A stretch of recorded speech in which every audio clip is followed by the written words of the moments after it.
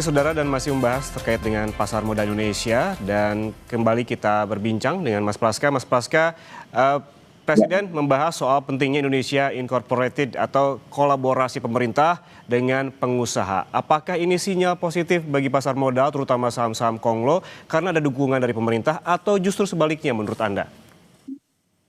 Ya, baik. Dari sisi menurut pendapat saya, hal ini sebenarnya sinyal awal positif ya terhadap kondisi ekonomi kita dulu secara keseluruhan. Karena harapannya dengan adanya konsep Indonesia Incorporated, jadi sinergi antara pemerintah dengan dunia usaha itu kan bisa diharapkan meningkatkan. Yang pertama itu adalah penguatan industri dalam negeri seperti itu, yang berimpact pada akhirnya ke penguatan di UMKM, peningkatan UMKM, dan juga yang berujung pada lapangan kerja dan pengentasan atau pengurangan tingkat kemiskinan, sekaligus juga berujung lagi terakhir ke peningkatan kualitas pendidikan dan gizi, seperti itu secara harapan dari sebesar secara holistik. Nah, namun ini semua tentu saja impact-nya kepada pasar modal bagaimana, menurut saya menunggu bagaimana realisasinya, karena kan kita bicara secara plan tentu saja merupakan hal yang bagus di awal, menunjukkan sinyal optimisme pasar, tapi akan kelihatan nanti bagaimana dengan rilis kinerja emiten-emiten di bursa efek, biasanya nanti di Q1, Q2,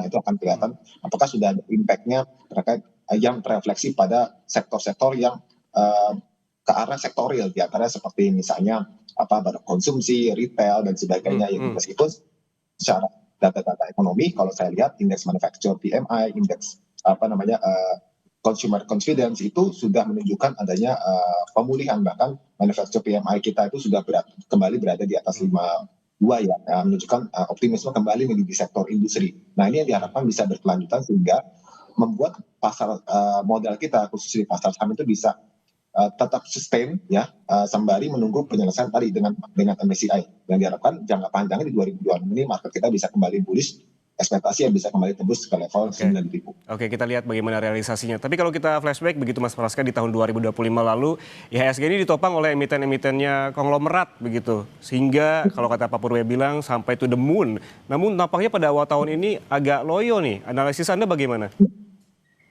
Ya, jadi memang secara kinerja kan memang saham-saham kita IHSG ya sekarang kan mulai diperhitungkan dengan market cap yang disesuaikan dengan free float ya, seperti itu. Dan kemarin emiten konglomerat itu di awal tahun cukup kencang, tentu saja ditopang oleh saham-saham dari grup Prajogo Pangestu ya, seperti Brand, PPIA, kemudian ada DCI juga ya kan, dan Swastantika yang juga harganya naik cukup kencang juga, seperti yang memiliki tidak hanya market cap besar tapi free market cap-nya pun juga cukup besar seperti itu.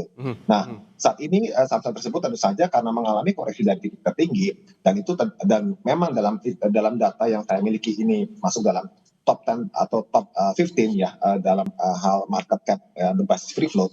Ini membuat ISG kita akhirnya juga ikutan loyo seperti terseret ke bawah. Nah, harapannya adalah dengan pertemuan konglomerat 5 konglomerat tersebut, termasuk diantara dari grup Sinarmas, grup Prajogo Pangestu, grup dari Bagi Tohir, dan tadi ada grup Aguan juga ya kan. Ini membuat pasar modal kita kembali bergairah, yang juga terefleksi pada kinerja emiten di grup konglomerasi tersebut, kurang lebih seperti itu. Dan tambah lagi sebenarnya juga yang mempengaruhi bursa kita bisa bertahan kuat itu adalah sektor perbankan, di mana tetap top 3 perbankan besar seperti BCA, BRI, dan Mandiri ini kan yang paling besar secara market cap free float ya. Ini yang ke depan jika mampu kembali mencetak kinerja positif secara laporan keuangan, diharapkan juga saham-sahamnya kembali recover, sekaligus menopang IHSG kembali ke level 9.000. Oke, Mas Praska, kalau kita lihat dari teguran dari MSCI lalu, IHSG itu kan tidak selalu turun begitu, ada penguatan, artinya ada naik turun gitu. Apakah analisis Anda ataupun menurut Anda dampak teguran dari MSCI dan juga kemarin ada penurunan outlook dari Moody's begitu masih berpengaruh terhadap laju IHSG hingga kemarin lah paling tidak? Menurut saya dampaknya sudah minor, karena dari analisis saya market tampaknya sudah memprice in banyak banget waktu MSCI mengumumkan pembekuan inklusi atau rebalancing saham-saham di Indonesia untuk indeks MSCI, seperti itu.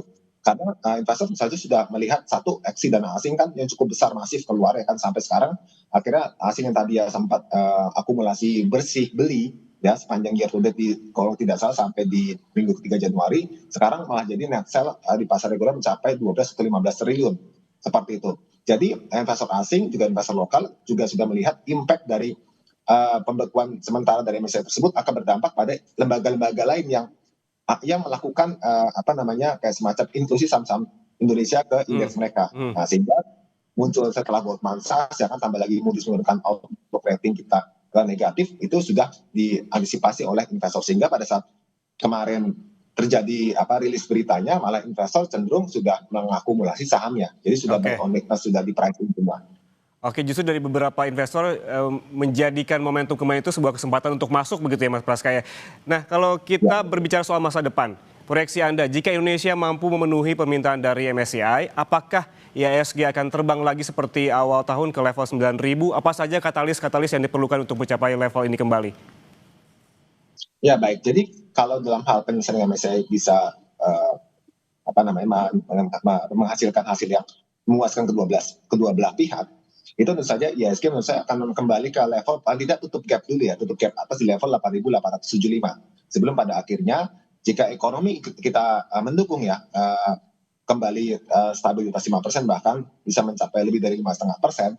Nah, ini akan membuat IHSG kembali ke level 9.000 seperti itu. Dan tentu saja harapan-harapan atau mungkin yang faktor-faktor paling mendukung adalah rilis kinerja emiten yang cukup menjadi tulang punggung ekonomi, di antara sektor keuangan, sektor komoditas ya, dan juga sini sektor kita bicara ini yang menjadi retail ya, jadi yang berbasis pada sektor real. Jadi berbasis konsumsi, jadi ada kepada konsumen primer, non primer, retail ya kan, dan juga sektor keuangan ini yang menurut saya menjadi tulang punggung kalau semua kinerjanya itu mencetak hal yang kinerja yang positif di tahun 2026 ini membaik.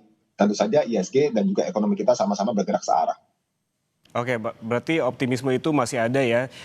Kita ada beberapa teguran dari asing, termasuk tadi MSCI dan juga kemarin Moody's yang menurunkan outlook kita. Namun kesempatan potensi untuk naik lagi ke level 9.000 ini masih terbuka lebar. Dan ada juga target 10.000 dari Menteri Keuangan Purbaya hingga akhir tahun 2026. Juga memang perlu ada PR-nya begitu yang perlu dilakukan oleh pemerintah terkait juga perbaikan ekonomi. Terima kasih Praska Putrianto, CEO Advisor Profi Navisindo atas waktunya bersama kami di Kompas Bisnis. Mas Praska, sehat selalu.